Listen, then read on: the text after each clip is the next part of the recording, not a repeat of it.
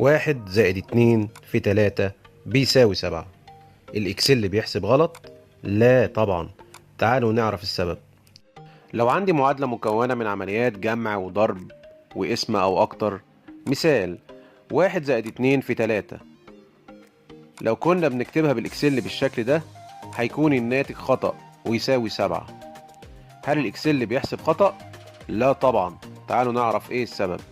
أولا، في جزء أساسي من أي معادلة اسمه المعامل، وهو مجموعة من الرموز الرياضية زي الجمع والطرح والضرب والقسمة وغيره من العوامل.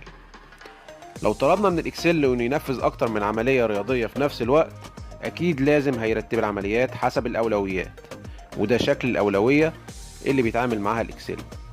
الأسس أولا، ثم الضرب والقسمة، ثم الجمع والطرح وباقي العمليات. وده اللي حصل بالمثال. الإكسل